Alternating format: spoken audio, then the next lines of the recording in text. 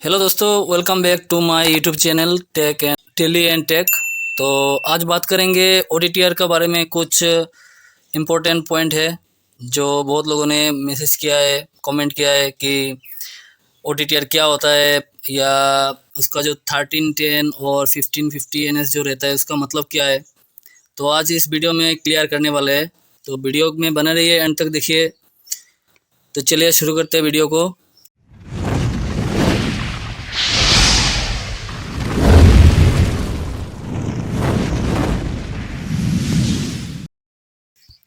जो यहाँ पे देख सकते हैं कि ओडीटीआर लिखा हुआ है मैं, तो इस ओडीटीआर का मतलब होता है ऑप्टिकल टाइम डोमेन रिफ्लेक्टोमीटर।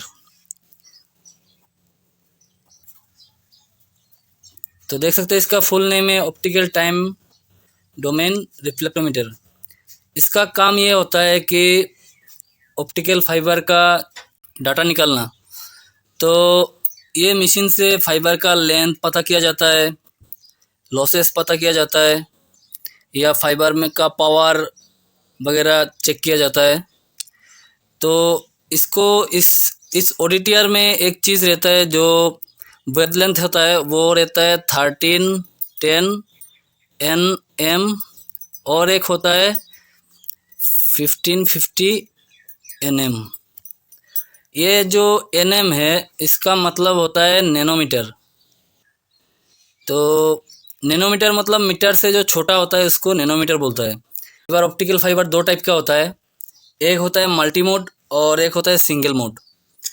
तो मल्टी मोड का जब फाइबर था उस टाइम पे ये 1310 उस मल्टी मोड फाइबर में बहुत अच्छे से काम करता था और इसका एक्यूरेशन भी बहुत अच्छा रहता था।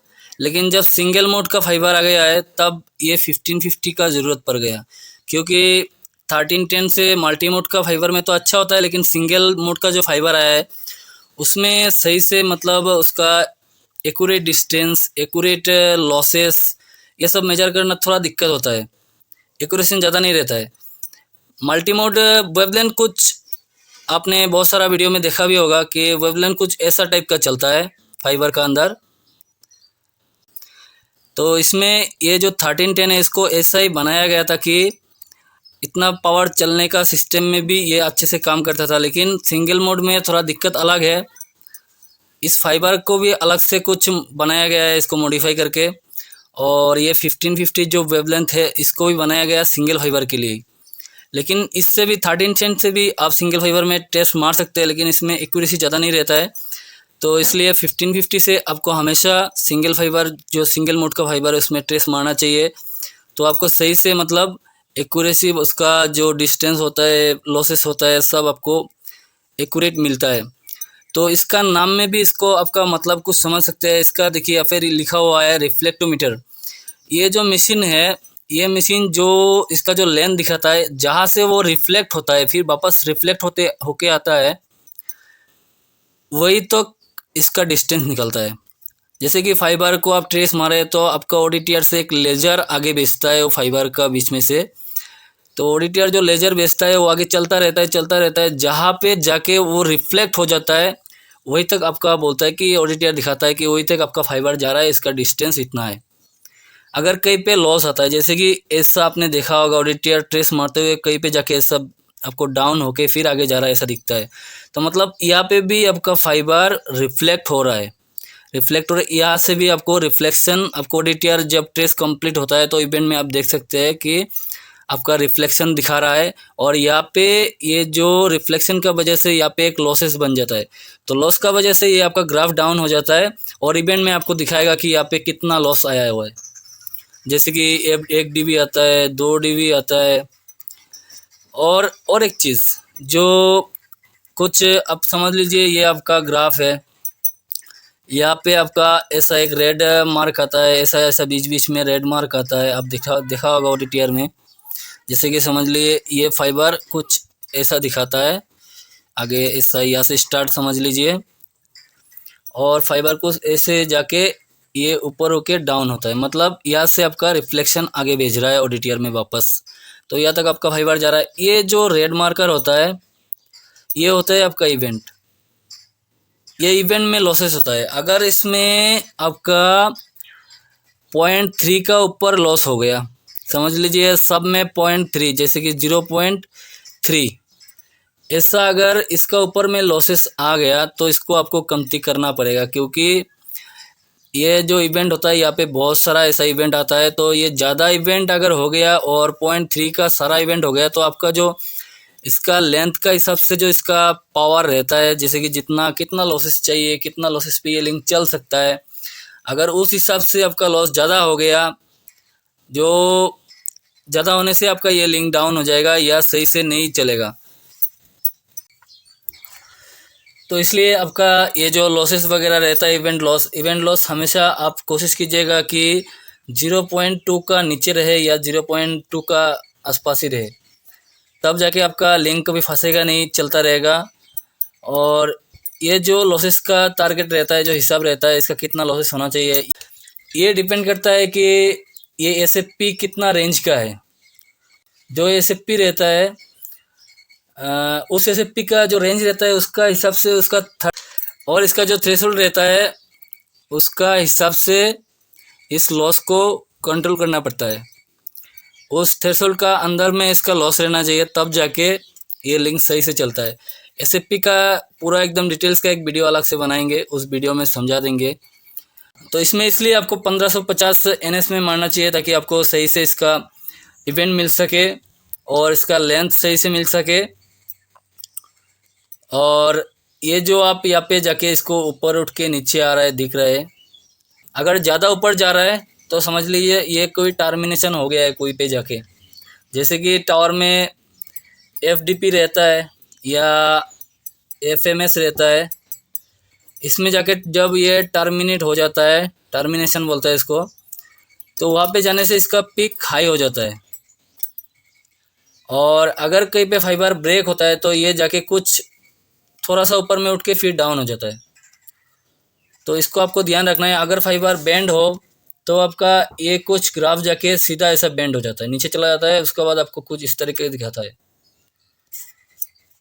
तो एक भाई ने मैसेज किया है कि ODTR का बारे में पूरा एकदम कंप्लीट ODTR का बारे में जानना है, तो एक वीडियो में तो उसको कंप्लीट ODTR का बारे में पता नहीं चलेगा, और अगर एक वीडियो ऐसा बन भी गया तो उसको समझ में नहीं आएगा।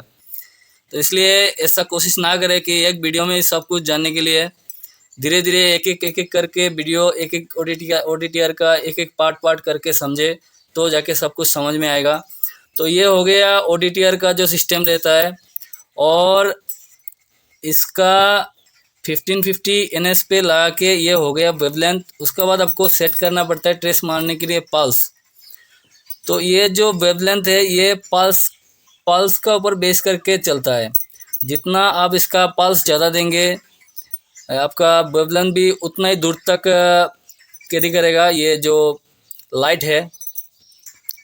तो इसलिए पल्स भी आपको रेंज का हिसाब से सेट करना है। जैसे कि आप समझ लीजिए 50 किलोमीटर आप रेंज दिया हुआ है, तो इसमें आप पहले 100 का पल्स लगा के देख सकते हैं। अगर 100 का पल्स से आपका एंड तक आपका लाइट कैरी नहीं हो रहा है, नहीं पहुंच रहा है जाके, तो आप इसको 500 भी दे सकते हैं। फिर आप इसमें 1 US भी दे सकते हैं। तो आपको चेक करना है हमेशा कि कौन सा पल्स पे आपका पास जो ODTR है वो कितना पल्स पे वो आपका जितना किलोमीटर जाना है उतना तक सही से जा रहा है। आपको इसके चेक करता रहना है। आपको जब पता चल जाएगा कि हाँ ये ODTR में अगर मैं 50 किलोमीटर का रेंज दे दूँ तो इसमें 1 US चाहिए या 500 चाहिए या 100 में चल जाता है, तो जाके आपको इसका जो एक्यूरेट जो है सही पता करने के लिए आपको इसको बार बार चेक करते रहना पड़ेगा कि या कौन सा में आपको सही से दिखा रहा है। उसका बाद आपको एक बार जो पता चल जाएगा तब आपका कोई दिक्कत नहीं आएगा। और आपका जो लॉसेस आता है, जैसे कि ऐसे लॉस आ रहा है, तो अगर ये जो इवेंट का जो रेड मार्कर आता है ये अगर पूरा आपका यहाँ में दिखा रहा है सही पूरा बैंड में, तो समझिए कि आपको एक्यूरेट दिखा रहा है कि हाँ ये सही जगह में दिखा रहा है। अगर जैसे कि समझ लीजिए आपका यहाँ पे लॉस है और आपका जो इवेंट का रेड मार्कर दिखाता है ये यहाँ पे दिखा रहा है या यहाँ पे दिखा रहा है, तो ये आपका गलत इवेंट दिखा रहा है, ये आपको समझना है। बहुत बार ऐसा होता है कि हाँ ट्रेस तो मार लिया और कुछ यहाँ पे लॉस आ गया, फाइबर ऐसा जा रहा है, लेकिन उसमें दिखा रहा है जैसे कि ये समझ लीजिए 20 किलोमीटर है, 20 किलोमीटर में दिखा रहा है आपको, मान लेते हैं यहाँ पे 1.5 dB दिखा रहा है, लेकिन आपका जो लॉस है ये 20 किलोमीटर पार होके है। समझ लीजिए ये आपका लॉसेस है 20.808 पे, लेकिन आपको इवेंट जब दिखाएगा उस इवेंट का रेड मार्कर का हिसाब से दिखाएगा। ये इवेंट का रेड मार्कर है, दिखाएगा इवेंट में, या तो ये वाला का हिसाब से आपको डिस्टेंस दिखाएगा। जैसे कि ये समझ लेते हैं 21 किलोमीटर, या तो आपको ये दिखाएगा या तो ये दिखाएगा, लेकिन आपका जो सही लॉस है फाइबर में ये बीच में है। तो इसलिए आपको जो कर्सर रहता है, आपका हर ओडीटीआर में एक कर्सर रहता है, ऐसे एक लंबा सा एक लाइन रहता है जिसको कर्सर बोलता है। तो इसको आपको खींच के यहाँ पे लाना है। तो यहाँ पे लाने से कुछ ओडीटीआर में ये जगह पे दिखाता है, ये कर्सर का नाम रहता है। जैसे कि जो स्टार्टिंग होता है आपका फाइबर का, जहाँ से स्टार्ट होता है फाइबर का लेंथ, ये होता है ए, और जो कर्सर रहता है ये होता है बी। तो यहाँ पे ऊपर पे आप कुछ ओडीटीआर में यहाँ पे ऊपर का डिस्टेंस दिखाता है, ए का डिस्टेंस दिखाता है, कुछ उसका नीचे बी का दिखाता है, और कुछ ओडीटीआर पे ये जगह पे एक बॉक्स का जैसा रहता है या खुला भी रहता है, और इसमें भी आपको ए या बी ऐसा दिखाता है यहाँ पे डिस्टेंस की। आपका कर्सर, ये जो कर्सर आप खींचेंगे, ए खींचेंगे तो ए का हिसाब से दिखाएगा, अगर बी को खींचेंगे तो बी का हिसाब से दिखाएगा। तो ऐसा कर्सर को खींच के आप इसका सही डिस्टेंस पता कर सकते हैं। जैसे कि मैं यहाँ पे दिखाया आपको, यहाँ पे जो सही इसका डिस्टेंस है वो 20.8 है, लेकिन आपको ओडीटीआर इवेंट में अगर देखेंगे तो इवेंट में आपको फेक दिखाएगा, या तो ये दिखाएगा या तो ये दिखाएगा। तो इसमें इसका चक्कर में आपको नहीं पड़ना है, आपको हमेशा कर्सर को खींच के इसका सही पता करना है। ये जो आप वेवलेंथ देख रहे हैं 1310 और 1550, इसमें आपको जो समझाया है कि इसका इतना तो कुछ डिफरेंस नहीं है। तो इसमें यही दिक्कत है कि ये होता है मल्टी मोड के लिए सही रहता है, और ये सिंगल मोड के लिए सही रहता है। तो इसलिए अभी का जो फाइबर का काम होता है, जितना भी फाइबर का काम हो रहा है सब सिंगल मोड का फाइबर है। और पहले चलता था मल्टी मोड का, अभी मल्टी मोड बंद ही हो गया है। कुछ जगह में जो बीएसएनएल शायद चला रहा है, लेकिन ये मल्टी मोड का केवल शॉर्ट डिस्टेंस के लिए होता था, इसलिए ये 1310 का यूज़ सही से होता था। लेकिन अभी जो फाइबर चल रहा है वो सब सिंगल मोड का है, जो लॉन्ग डिस्टेंस पे केबल का नेटवर्क चल रहा है ऑप्टिकल फाइबर का। तो इसलिए इस 1550 का यूज़ इस सिंगल मोड फाइबर के लिए सही बैठता है, इसलिए इसका यूज़ किया जाता है। 1550 पे आप काम करते रहिए, क्योंकि अभी और मल्टी मोड का केबल आने वाला है नहीं, अभी सब सिंगल मोड का ही चलेगा। आने वाला टाइम पे अगर कुछ और भी अपडेट होता है तो उसके लिए भी कुछ उसका इलाज ज़रूर निकाला जाएगा, लेकिन अभी का टाइम पे तो यही चल रहा है, तो आपको इसी में ही काम करना है। तो आशा करता हूँ आपका जो सवाल था उसका सही जवाब मिला हुआ है। अगर आपको और भी कुछ जानना है इसका बारे में, या कोई और मशीन का बारे में, या कुछ जैसे कि एसएफपी हो गया, फेमस हो गया, टर्मिनेशन हो गया, इसका बारे में और भी कुछ जानना है तो कमेंट ज़रूर कीजिए, और वीडियो अच्छा लगा है तो लाइक कर दीजिए, और अगर चैनल पे नए हैं तो चैनल को सब्सक्राइब करना मत भूलिए। इस वीडियो में बस इतना ही, मिलते हैं किसी नेक्स्ट वीडियो में, तब तक के लिए जय हिंद।